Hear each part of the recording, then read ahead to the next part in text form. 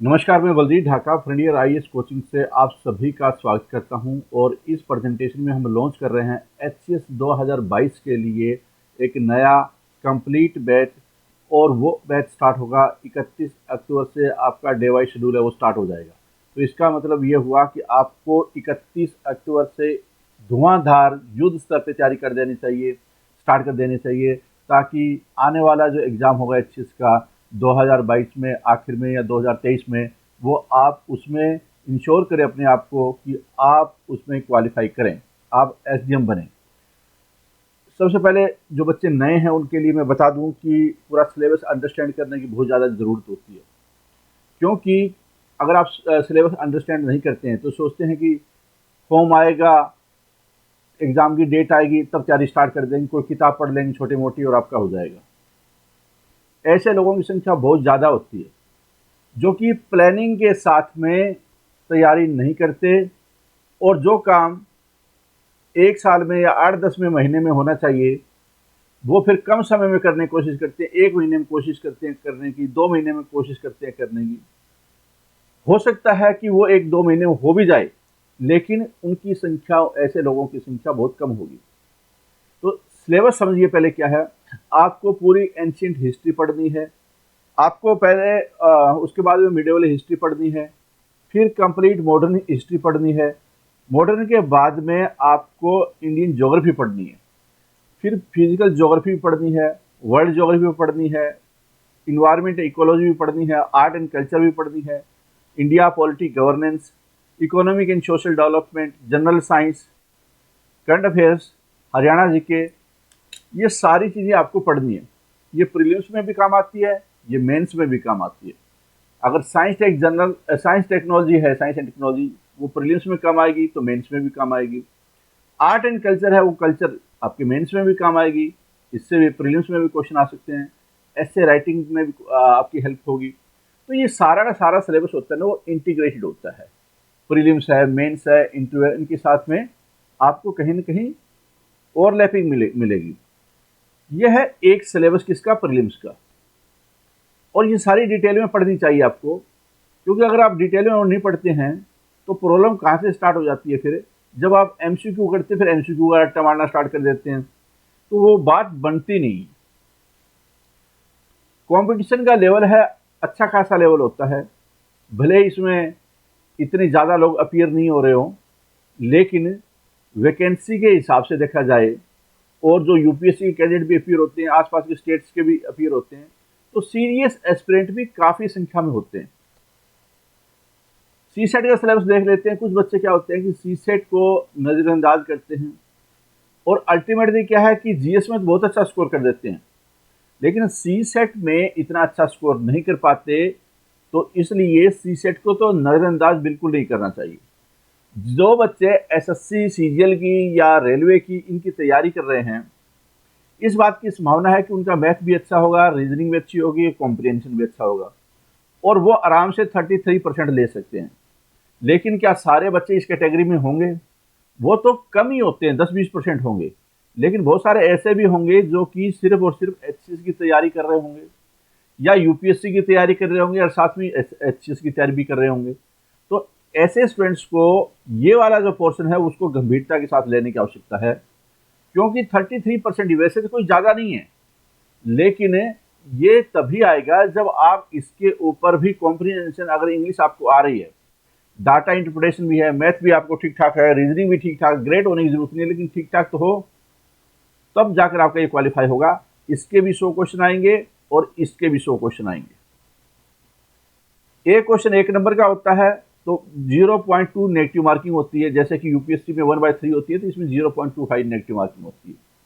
अगर 0.25 negative marking है तो फिर कट ऑफ ज़्यादा जाने की संभावना भी हो जाती है कई बार। ठीक है, इसमें आपको 33% लेने हैं, तो ये क्वालिफाइंग है, मतलब कि ये मेरिट में काउंट तो नहीं होगा। ठीक है, मेरिट में काउंट तो नहीं होगा मेंस तक पहुंचने के लिए। इसमें आपने क्या परफॉर्मेंस दी है, इसके आधार पर ही जीएस से प्रीलिम्स से आप मेंस में पहुंचेंगे। तो ये बहुत ज़्यादा ज़रूरी होता है, बहुत ज़्यादा ज़रूरी होता है ये पोर्शन, और डिटेल में पढ़ना। इसमें अगर आप देखो, कई बार क्या आप फैक्ट के रट्टा मारते हैं तो मेंस में प्रॉब्लम आएगी आएगी। क्यों? कि मेंस में आपकी जो कॉन्सेप्चुअल अंडरस्टैंडिंग है, मैच्योरिटी लेवल है, हमने देखा है कई बच्चों का प्रीलिम्स तो क्वालिफाई हो गया है, मेंस में उनको समझ में नहीं आता कि ये एग्जाम है क्या, और उनका बिहेवियर जो प्रीलिम्स में रट्टे मारने टाइप का है उसी तरह से वहां पे हो जाता है, लिखने की कोशिश ही नहीं करते। तो मेंस का मैच्योरिटी लेवल है वो डेवलप ज्यादा होता है अगर आप इनको गंभीरता के साथ में डिटेल में पढ़ते हैं तो। अब एचएस मेंस का भी देख लेते हैं। 100 मार्क्स की हिंदी होती है, ये क्वालिफाइंग नहीं है। मतलब ये जरूर है कि अगर आपने 33% स्कोर नहीं किया तो आप सिर्फ जीएस में, इंग्लिश में या किसी और सब्जेक्ट में कितना ही कर लें बाहर हो जाएंगे। हिंदी ऐसा ही इंग्लिश के साथ में है, हिंदी और इंग्लिश में मेरिट में काउंट होती है। तो 100 में से अगर आप इसमें 80 स्कोर करते हैं, इसमें 80 स्कोर करते हैं, इस तरह से अगर आप टारगेट रखेंगे और इनको भी गंभीरता के साथ लेंगे तो आपको काफ़ी ज़्यादा राहत मिल जाती है। फिर बाकी जीएस में जीएस होता है 200 मार्क्स का, और ऑप्शनल सब्जेक्ट होता है उसमें 200 मार्क्स का। ये सारे के सारे जो चारों सब्जेक्ट है, 4 सब्जेक्ट होते हैं, वो क्या होते हैं, लिखने वाले होते हैं। आंसर राइटिंग करनी होती है, 3 घंटे का एक पेपर होता है। तो जिस बच्चे की आंसर राइटिंग स्किल्स बहुत बढ़िया है, जो बच्चा 3 घंटे में पेपर खत्म करने की एबिलिटी रखता है, जो बच्चा एग्जामिनर को इम्प्रेस करने की एबिलिटी रखता है, इवैल्यूएटर के माइंड सेट को समझता है, ये उनके लिए बहुत आसान काम होगा। लेकिन जो बच्चे एग्जाम पैटर्न को या मेंस की रिक्वायरमेंट को नहीं समझेंगे, जो कि ज़्यादातर केसेस में नहीं समझते हैं, उनके लिए गंभीर समस्या उत्पन्न हो जाती है। ऑप्शनल सब्जेक्ट है 200 मार्क्स का होता है। इसमें कोई भी आप 29 ऑप्शनल टेस्ट होते हैं, 29 ऑप्शनल सब्जेक्ट है। हमारी वेबसाइट पे भी आपको मिल जाएंगी उनकी लिस्ट, और एचपीएससी की जो ओरिजिनल वेबसाइट है ऑफिशियली, वहाँ पे भी सिलेबस में आपको ये सारे सब्जेक्ट मिल जाएंगे। लेकिन हम जो 2022-23 के लिए जो करवाएंगे, वो करवाएंगे political science and international relation, anthropology, Hindi literature. ये 3 हमने नया एडिशन किया है आने वाले सेशन के लिए। और जो 4 है, सोशोलॉजी, पब्लिक एडमिनिस्ट्रेशन, ज्योग्राफी और हिस्ट्री। ये 4 हम लोग हमेशा करवाते हैं, तो 3 इसमें और ऐड होंगे। तो टोटल 7 ऑप्शनल सब्जेक्ट है हम लोग ऑफर करने वाले हैं। 7 में से आपको एक ऑप्शनल सब्जेक्ट लेना है, ठीक है। इस पे युद्ध स्तर पे कंटेंट है। जैसे अभी मेंस का एग्जाम खत्म हो जाएंगे, हम लोग स्टार्ट करेंगे। आपका पहला काम है कि आपको बेसिक कवर कर लेना है किसका, जो ये सब्जेक्ट हैं बाकी जीएस वाले। उसके बाद क्या है कि जब तक कि एग्जाम डेट नहीं आती है, उससे पहले आपका ऑप्शनल भी हो जाए, हिंदी भी हो जाए, इंग्लिश भी हो जाए, और जीएस मेंस में आप आंसर राइटिंग भी लगातार कर रहे हैं। इस सिचुएशन से आपको गुजरना जरूरी है, वरना प्रीलिम्स और मेंस में टाइम होता है बहुत कम होता है। प्रीलिम्स और मेंस में कई बार तो 60-70 डेज का भी टाइम हो जाता है। इस बार भी ज़्यादा समय नहीं था या नहीं है, लेकिन आपको इस बात का ध्यान रखना पड़ेगा कि प्रीलिम्स का एग्ज़ाम जैसे ही होता है उसके बाद बहुत जल्दी रिजल्ट आ जाता है। 1 महीने के अंदर ही रिजल्ट आ जाता है, हो सकता है 15-20 दिन में आ जाए, 1 हफ्ते के अंदर आ जाए। उसके बाद में आपको ये पता नहीं होता कि डेट कब होगी मेंस की, लेकिन अचानक डेट आती है, और डेट एकदम इतनी नज़दीक होती है कि कई बार अगर आपने पहले तैयारी नहीं किया तो कंट्रोल आउट ऑफ कंट्रोल चली जाती है। तो इसलिए सजेस्ट किया जाता है कि कम से कम हिंदी है, इंग्लिश है, जीएस तो आप इंटीग्रेट कर ही लेंगे करंट पढ़ते रहेंगे तो, ठीक है। और आंसर राइटिंग स्किल है वो आप लगातार डेवलप कर रहे होंगे, और इसका भी बहुत सारा पोर्शन आप कर रहे होंगे, कर चुके होंगे। जब आप इतना लेवल पे कर लें तभी प्रीलिम्स क्वालिफाई करेंगे, तो मेंस आपका रास्ता आसान करेगा। वरना आपने प्रीलिम्स तो क्वालिफाई कर लिया, लेकिन मेंस का रास्ता आसान नहीं। आइडियल सिचुएशन वो होती है जब आप मेंस को पहले तैयार करें और प्रीलिम्स में बाद में आए। ये एक आइडियल सिचुएशन होती है, लेकिन इस आइडियल सिचुएशन से बहुत सारे बच्चे गुजरना नहीं चाहते, और उसका कुछ इलाज भी नहीं है। क्योंकि जब भी कोई वो चीज़ करेंगे, जैसे हिंदी करेंगे तो उनको फीलिंग नहीं आएगी वो तैयारी कर रहे हैं क्या, या ऑप्शनल सब्जेक्ट करेंगे तो उनको कई बार फीलिंग नहीं आती है। जल्दबाजी में होते हैं कि बन जाए किसी भी तरीके से एसडीएम या आईएएस चीज़ जो भी है।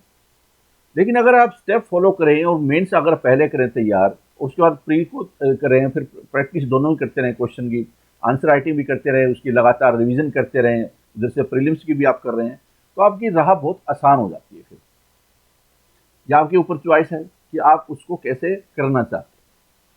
When you start on time, when you start on time, अगर आप समय रहते स्टार्ट कर लेते, समय रहते मतलब जैसे कि अभी एक आइडियल टाइम है आपको स्टार्ट करने का, बल्कि इनफैक्ट क्या पहले से स्टार्ट हो जाना चाहिए आपका। ऐसी सिचुएशन कभी ना आने दें कि अब एग्जाम की डेट आ चुकी है या फॉर्म निकल चुके हैं फिर आप स्टार्ट कर रहे हैं। वो एग्जाम तैयारी का नहीं है, वो रिवीजन का समय होता है। वो क्या होता है? रिवीजन का समय होता है। तो आप रिवीजन के समय में तैयारी करने की कोशिश कर रहे हैं, मेंस की जगह पे आप उसको रट्टा मारने की कोशिश कर रहे हैं, प्रीलिम्स के भाव से देख रहे हैं। प्रीलिम्स को आप आसान तरीके से करने की कोशिश करें, मतलब कि एक दो किताब पढ़कर काम चलाना चाहते हैं। देखो 100 में से 50-60 नंबर लेना इतना मुश्किल काम नहीं होता, लेकिन इसके ऊपर जो सुई चढ़ती है ना वो थोड़ा मुश्किल काम होता है। तो जितना समय आपको 50-60 नंबर में लेने में लगा है, हो सकता है उतना ही 60 से 70 तक पहुंचने में लगे। इस बात को भी ध्यान में रखना है कि कंपटीशन का लेवल होता है ना, जो स्ट्रॉन्ग बंदों में कंपटीशन होगा वहां पे जीतना वो ज्यादा एफर्ट लगेगा। You have enough time to cover syllabus, will be able to cover concept. अब आपके सामने रीजनेबल अच्छा खासा टाइम है, इतना भी नहीं है कहीं सोचो कि बहुत टाइम पड़ा होगा। फ्लेक्सिबिलिटी इन प्रिपरेशन, फिर भी क्या है कि अगर आप इमीडिएटली स्टार्ट कर देते हैं, आपके पास में ज़्यादा समय भी है, कॉन्सेप्ट भी बेटर ढंग से क्लियर होंगे, प्रिपरेशन में थोड़ी फ्लेक्सिबिलिटी भी ला सकते हैं। मॉक टेस्ट है वो ज़्यादा देने का मौका मिलेगा, ज़्यादा एमसीक्यू करने का आपको मौका मिलेगा, एमसीक्यू को समझने का मौका मिलेगा, किसी मुद्दे को अलग अलग एंगल से समझने का मौका मिलेगा, अखबार पढ़ने का भी समय मिल जाएगा, रिवीजन करने का भी समय मिल जाएगा। तो ये सारी जो फैसिलिटी है वो समय पे जो स्टार्ट करते हैं उनके साथ में होती है। अब मैं कुछ बताता हूं कि आपको किन चीजों से दूर रहने की आवश्यकता है। नेगेटिव थॉट्स या नेगेटिव लोगों से आपको दूर रहने की जरूरत है। अब नेगेटिव की पहचान कैसे है कि अगर आपको कोई सच बताए तो आपको कई चीजें कई बार वो नाराज हो जाते हैं। यह आपकी प्रॉब्लम है, सच बताने वाले की प्रॉब्लम नहीं है। जैसे कई बार ये होता है कि मैं बोलता हूं कि आपको इंग्लिश इंप्रूव करने की जरूरत है, नाराज हो जाते हैं क्योंकि आप हिंदी मीडियम है। फिर बोला जाता है आपको कि आप अखबार पढ़ो, नाराज हो जाते हैं क्यों? ये आपकी प्रॉब्लम है। तो वो नेगेटिव नहीं, जहां पे कि पता नहीं एग्जाम 2022 में होगा या नहीं होगा, क्या गारंटी है 22 में होगा, क्या गारंटी है 2023 में होगा, तो कृपया करके इस तरह के लोग फ्रंटियर आईज प्लेटफॉर्म पे, यूट्यूब चैनल पे या वेबसाइट पे ना आए। कोई फायदा नहीं है, उनको हरेसमेंट होगी उन्हीं की। और जो सीरियस एस्पिरेंट है, जो क्वालिफाई करना चाहते हैं, कृपया करके वो इन लोगों के संपर्क में न रहें, क्योंकि वो आपको कंफ्यूज रखेंगे। तैयारी पे आपका कम फोकस होगा और भटकने पे ज्यादा फोकस होगा, डिस्ट्रैक्शन पे ज्यादा फोकस होगा। तो इसलिए इन लोगों से बचकर रहें कि एग्जाम होगा नहीं होगा वो वाले। यहां पे तैयारी करना इंपॉर्टेंट है। अगर आपकी तैयारी है तो आपको फायदा है, तैयारी नहीं है तो एग्जाम तो आज ले लो, कल ले लो, परसों ले लो, 2 साल के बाद ले लो, 3 साल के बाद ले लो, एटीट्यूड आपका सेम ही रहेगा। एग्जाम फॉर्म अगले कई साल नहीं निकलेंगे। आपको इस तरह के भी बच्चे मिलेंगे जो डिस्ट्रैक्ट करेंगे, सोचेंगे कि मैं तो तैयारी कर ही नहीं पा रहा हूं, कम से कम इसको भी नहीं करने दूं। भाई फॉर्म निकलने का और तैयारी करने का कोई संबंध नहीं है। फॉर्म निकलने के बाद तो आप अप्लाई करते हैं जिससे कि एग्जाम दे सकें, लेकिन वो उस टाइम में तैयारी नहीं है तो कोई फायदा ही नहीं है ना उसका। कोई फायदा नहीं तैयारी करने का, नकल चलती है, कट ऑफ हाई जाती है, वो हम जो ऑलरेडी तैयारी कर रहे हैं उनका सिलेक्शन होगा, वगैरह वगैरह। कोई फायदा नहीं है उनको, हर चीज में कोई फायदा नहीं है नजर आता है। बिजनेस स्टार्ट करो कोई फायदा नहीं, लॉस हो जाता है। एसएससी की तैयारी को कोई फायदा नहीं है, मैथ पढ़ना पड़ता है। आईएएस की तैयारी को कोई फायदा नहीं है, आईएएस थोड़ी बनता है कोई। मतलब उनको कोई फायदा नहीं है हर चीज में। ये जो दिमाग में घूम रही होती है ना, ऐसे लोगों से दूर हट जाओ। बस आखिर के 15 दिनों में एक किताब जीकेगी, पढ़ लो, काफी है। तो भैया इतना टाइम क्यों खराब कर रहे हो? फिर इतने बुद्धिमान लोग हैं, कि 15 दिन में पढ़ लेंगे, आखिर में लूसेंट पढ़ लो उससे हो जाएगा, उसी से आता है, ऐसे लगता है। तो इमेच्योरिटी की भी एक सीमा होती है। आपके पास समय है, उसका सदुपयोग करने के बजाय ये जो गठजोड़ सा दिमाग में लिया घूम रहे हैं, ऐसे लोगों से भी बचने की जरूरत है। और ऐसी अगर आपकी विचारधारा डेवलप हो रही है तो वो भी एक गंभीर खतरा है। आप अपने आप को खुश कर रहे हो, मैथ नहीं आता, इंग्लिश नहीं आती, भाई किसने बोला अगर नहीं आती सीख लो। हर चीज सीखी जाती है। क्या आप पैदा हुए मैथ आ रहा था आपको? क्या आप पैदा हुए उस टाइम में हिंदी आ रही थी, हरियाणवी आ रही थी, इंग्लिश आ रही थी? क्या आ रही थी? क्या जिनको इंग्लिश आती है वो पैदा होते ही इंग्लिश में बोलना या इंग्लिश में बोलना की जरूरत नहीं है इसमें, क्या इंग्लिश आती थी उनको? तो जब ये नहीं आता नहीं आता नहीं आता और उस पर कोई एक्शन नहीं, ये बहुत ही खतरनाक है। आपको इंग्लिश भी सीखनी है, आपको हिंदी भी सीखनी है, आपको मैथ भी सीखना है, आपको सारी चीजें सीखनी है और सीखी जा सकती हैं। क्या फायदा कोचिंग का? सेल्फ स्टडी कर लेंगे। अरे किसने बोला कोचिंग कोई बुला थोड़ी रहा आपको? आप कोचिंग करना भी चाहते हैं, छुप छुप कर करना चाहते हैं, आपकी कोचिंग करने में ईगो भी हर्ट होती है और कोचिंग का स्टडी मटेरियल भी पढ़ना चाहते हैं, आप कोचिंग की टेस्ट सीरीज भी सुनना चाहते हैं, पढ़ना चाहते हैं, लेना चाहते हैं, लेकिन आप बताना भी नहीं चाहते। तो अगर आपको हर काम करना है, हर काम कर सकते हैं। कटिंग करवानी है वो भी आप खुद कर सकते हैं। क्यों सैलून में जा रहे हो? क्यों नाई की दुकान में जा रहे हो? कर लो खुद। कपड़े सिलने क्यों आप किसी टेलर के पास जा रहे हो? खुद सिल लो, सिले जा सकते हैं। तो आपको अगर बीमारी हो जाती है कोई, क्या जरूरत है डॉक्टर के पास में? खुद ही घर पे इलाज कर लो, ऑपरेशन खुद ही कर लो। तो जो प्रोफेशनल होता है ना, वो काम है उसका, वो कंटेंट डेवलपमेंट का काम करता है। कोचिंग सेंटर कंटेंट डेवलपमेंट का काम करता है। अगर आप करेंगे कर सकते हैं, लेकिन आपका टाइम ज्यादा खराब होता है। तो आप उसको पैसे देकर वो सर्विस लीजिए। यहां पे पैसे देकर सर्विस लेने वाला काम है। जिसके पास पैसे है वो सर्विस ले ले, जिसके पास पैसे है वो सर्विस न ले। ये तो उनको देखना है ना। अगर किसी के पास में पैसे है तो वो अच्छे होटल में भी खाना खाएगा। ये तो उसकी कैपेसिटी और फाइनेंशियल एबिलिटी पे भी डिपेंड करता है, उसकी नीयत पे भी डिपेंड करता है। किसने बोला घर पे खा ले? तो सब कुछ सेल्फ स्टडी कर लेंगे। ये वाला आप लोगों को कई दिन भटका सकती है ये चीजें। जल्दी से जल्दी आपको प्रोफेशनल की एडवाइस जरूर लेनी चाहिए। प्लेटफॉर्म का इस्तेमाल करना चाहिए, क्योंकि वो लोग काफी सालों से इस मुद्दे पे काम करते हैं और आपको बेटर बनाने में वो पूरी टीम काम करती है। तो उनकी मदद जरूर लेनी चाहिए। सारे दूसरे स्टेट के आ जाते हैं जी, हमारा तो नंबर ही नहीं आएगा। यूपी की तो पॉपुलेशन बहुत है, वो भी देंगे, दिल्ली वाले भी देंगे, जयपुर वाले भी देंगे, राजस्थान वाले भी देंगे, ये चंडीगढ़ वाले भी देंगे। भाई देंगे ना, आपके लिए कोई रिजल्ट थोड़ी है ये कि आप ही देंगे।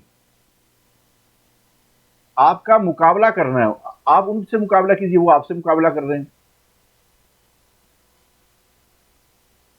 और अगर आपसे मुकाबला नहीं हो रहा तो कोई जरूरी तो नहीं है ना सारे लोग एसडीएम बने, जो सारे आईएएस बने। और बहुत सारी है, आप खिलाड़ी बन सकते हैं, आप म्यूजिशियन बन सकते हैं, आप पेंटर बन सकते हैं, आप बिजनेसमैन बन सकते हैं। बहुत सारी अपॉर्चुनिटी होती है।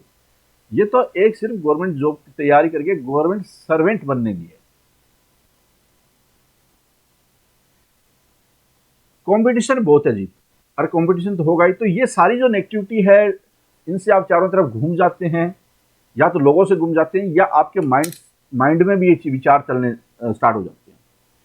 इससे आपको नुकसान है और किसी का कोई फर्क नहीं पड़ने वाला है। हमारे ऊपर कोई फर्क नहीं पड़ेगा, किसी दूसरा एस्पिरेंट है उसके ऊपर कोई फर्क नहीं पड़ेगा। सिंसियर है वो आगे बढ़ जाएगा, आप इसमें घूम जाओगे। First year IAS online coaching day wise schedule हम क्या प्रोवाइड करते हैं, हम आपको क्या देंगे कि हम एक प्लान देंगे कि आप आज ये कर लो, कल ये कर लो, परसों ये कर लो, ये उससे अगले दिन ऐसे करके आपके सामने यहाँ पे वीडियो लेक्चर है, साथ में टॉपिक है। आज ये टॉपिक है, वीडियो लेक्चर्स है। वीडियो लेक्चर के बाद में क्या है, पीडीएफ है। पीडीएफ के बाद में क्या है, आप टेस्ट कर लीजिए कि आपको कितना सीख लिया आपने। अगर आप दोबारा देखना चाहते हैं तो वीडियो को दोबारा देख लीजिए। तो इस तरह से करके आप सारे सिलेबस को कवर कर रहे हैं सिस्टमेटिक ढंग से। Day wise schedule, 10 printed books. कई बच्चे किताबें पढ़ने चाहते हैं कि वो ऑनलाइन इतना नहीं पढ़ सकते। हालांकि ये कोचिंग है वो ऑनलाइन है, पहले मैं आपको बता देता हूँ। वो एक्स्ट्रा चीज प्रोवाइड कर रहे हैं हम लोग, प्रिंटेड बुक्स, 10 प्रिंटेड बुक्स जिसमें कि पॉलिटी है। कौन कौन सी बुक्स आएगी? इंडियन पॉलिटी है, इकोनॉमिक्स है, हिस्ट्री है, ज्योग्राफी है, जनरल साइंस है, हरियाणा जीके है, हिंदी है, इंग्लिश है। इस तरह से करके आपके सामने आपको काफ़ी किताबें मिलने वाली है, 10 किताबों के आसपास। 14 ई बुक्स मिलेगी। ई बुक का मतलब आप ऑनलाइन पढ़ सकते हैं, उसको डाउनलोड या प्रिंट आउट नहीं ले सकते। ये ई बुक का कॉन्सेप्ट है, बहुत बढ़िया कॉन्सेप्ट होता है। जो टेक्नोलॉजी में थोड़ा भी फ्रेंडली है उनके लिए बेस्ट ई बुक है। टाइम वेस्टेज नहीं होता इससे। किताबें उधर ढूंढो, उसका पेज पलटो, वो किताब कहाँ गई, आज मैं किताब नहीं लाया, मैं तो ऑफिस में आ गया था या मैं रिश्तेदार के चला गया था। तो अगर आपके पास ई बुक है, आप कहीं भी पढ़ लो जब भी थोड़ा टाइम मिले। Current affairs video, PDF, e books, recorded video, ये जो वीडियो है आपको रिकॉर्डेड फॉर्म में मिलेंगे। इससे आपका टाइम खराब नहीं होता। सुबह देख लो, शाम को देख लो, 2 बार देख लो, कभी भी देख लो, स्पीड कम कर लो, स्पीड ज़्यादा कर लो, सारी फैसिलिटी इसके अंदर होती है। टाइम वेस्टेज वाली इसमें सिचुएशन नहीं होती। Unit test, test pass quizzes, sectional test, full end test, ये हमारा बहुत बड़ा प्रोजेक्ट होने वाला है। टेस्ट पास वाला बहुत बड़ा प्रोजेक्ट होने वाला है। क्या है प्रोजेक्ट? इतने ज़्यादा हम लोग आपको प्रैक्टिस करवाने वाले हैं कि जो प्रीवियस ईयर, देखो एचएस का और यूपीएससी के पैटर्न में अब ज़्यादा फर्क नहीं है। अगर हम देखें पीछे पेपर जो आ रहे हैं, तो आपको सारे यूपीएससी के क्वेश्चन प्लेटफॉर्म ये टेस्ट पोर्टल में मिलेंगे। सारे आपको section wise, subject wise, unit wise आपकी रिपोर्ट, उसमें परफॉर्मेंस रिपोर्ट, प्रोग्रेस रिपोर्ट। तो एक लार्ज स्केल पे प्रैक्टिस का एक स्पेशल प्लेटफॉर्म है टेस्ट पोर्टल, जो कि आपको ऑनलाइन टेस्ट को करने में और आपकी रिपोर्टिंग जनरेट करने में मदद करेगा। ये बहुत बड़ा प्रोजेक्ट है, बहुत इंपॉर्टेंट प्रोजेक्ट है। आंसर राइटिंग हमारे पास, इसका भी एक यूनिक सॉफ्टवेयर है, मैंने लिखा भी है नीचे। 2 सॉफ्टवेयर हमारे पास में, एक तो ये एमसीक्यू वाला सॉफ्टवेयर और दूसरा है डिस्क्रिप्टिव का। ये डिस्क्रिप्टिव वाला ऑल इंडिया में किसी ऑर्गेनाइजेशन के पास में नहीं है। पिछले 8 महीने से मेहनत की है हमने, हमारी आईटी टीम ने, डेवलपर टीम ने। तो ये बहुत ही शानदार ऐसा सॉफ्टवेयर है जो कि आपको एग्जाम एक्सपीरियंस करवाएगा, रियल एग्जाम एक्सपीरियंस कराएगा। और जो एग्जाम अगर 3 घंटे में होता है तो 3 घंटे में आपको देने के लिए मजबूर करता है। 15 मिनट का 15 मिनट में देने के लिए मजबूर करता है, ताकि स्पीड बढ़े, उसमें प्रेशर डेवलप हो और आपको पता चले कि आप इतने टाइम में क्या लिख सकते हैं। तो बहुत ही इंपॉर्टेंट सॉफ्टवेयर 2 हैं जो आपकी तैयारी को मदद करेंगे। Answer writing practice, expert guidance and strategy, support, prelims, mains, optional coverage, highly affordable price. अगर आप वैसे कंपेयर करेंगे, पूरा ऑप्शनल सब्जेक्ट भी है, मेंस के सब्जेक्ट भी है जिसमें हिंदी है, इंग्लिश है, जीएस, ये अपने आप में काफ़ी ज़्यादा है, क्योंकि ज़्यादातर वेटेज तो 400 नंबर की भी नहीं है। फिर आपका प्रीलिम्स में सी सेट भी है, टेस्ट सीरीज भी है, मेंस की टेस्ट सीरीज भी है, प्रीलिम्स में किताबें भी है, ई बुक्स भी है, टेस्ट पोर्टल का एक्सेस भी है, सॉफ्टवेयर का भी एक्सेस है आपके पास में। ये सारी चीज़ें आपके बहुत ही कम प्राइस में होने वाली है। Progress report, performance report, action plan, starting from 28 नहीं है, ये कहाँ से कब है? ये है 31st। ये क्या है? 31 अक्टूबर से, 31 अक्टूबर से स्टार्ट हो रहा है। अराउंड 8 मंथ लग जाएंगे क्या कवर करने में, जैसे कि हिस्ट्री कवर करने में, ज्योग्राफी कवर करने में, पॉलिटी कवर करने में। जैसे मैंने आपको बताया था सिलेबस, लगभग 8 से 10 महीने का समय लग जाता है, 8 से 9 महीने का कम से कम। Validity of content till HS 2022। जब एचएस 2022 मतलब कि अगला एग्जाम एचएस आएगा, उसका फिनिशिंग तक, प्रीलिम्स, मेंस, जब पूरा प्रोसेस जब गुजर जाता है, जहाँ पे आपको कंटेंट की रिक्वायरमेंट होती है, तब तक आपका ये एक्सेस रहेगा। Access of content test series मैंने बता दी, वैलिडिटी। और ये कंटेंट है सारा, से वीडियो हो, पीडीएफ हो, ऑनलाइन टेस्ट हो, डिस्क्रिप्टिव टेस्ट हो, आंसर राइटिंग हो, लैपटॉप पे भी कर सकते हैं एक्सेस, डेस्कटॉप से भी कर सकते हैं, मोबाइल ऐप से भी कर सकते हैं। तो इन सारी चीज़ों से आप कर पाएंगे। हाउ टू ज्वाइन, कैसे आपको ज्वाइन करना है? Visit frontier IAS website baljeetdhaka.com, यहाँ पे जाना है आपको, और उस पर प्रोडक्ट पेज पे चले जाना है। प्रोडक्ट पेज कौन सा होता है? ये वाला प्रोडक्ट पेज होता है। आपको इस पे जाएंगे तो आपको यहाँ पे नजर आएगा, या इस पेज पे कहीं ना कहीं आपको ये नजर आएगा, ये कोर्सेज जहाँ पे 31 भी लिखा हुआ है और फिलहाल 60% डिस्काउंट है। तो पूरा कंप्लीट सारे subject including printed books, test series, mains की टेस्ट सीरीज, ये आपको हाईली रीजनेबल प्राइस में फिलहाल मिल रहा है। जब आप इस पर क्लिक करेंगे तो आपको ये पेमेंट गेटवे पे ले जाएगा, वहाँ से कर सकते हैं। और साथ में अगर कोई आपको इश्यू आ रहा है तो इन नंबर पे मोबाइल नंबर है और ये व्हाट्सअप नंबर है, यहाँ पे भी कर सकते हैं। ये टेलीग्राम चैनल है, ये आप जरूर ज्वाइन कर लीजिए, जिससे कि आपको अपडेट हर तरह के मिलते रहे। ठीक है, तो मैं उम्मीद करता हूं कि ये सारी चीजें आपको समझ में आ गई होगी और आप युद्ध स्तर पे जोर शोर से अगले आने वाले जो एग्जाम है उसकी तैयारी स्टार्ट कर देंगे।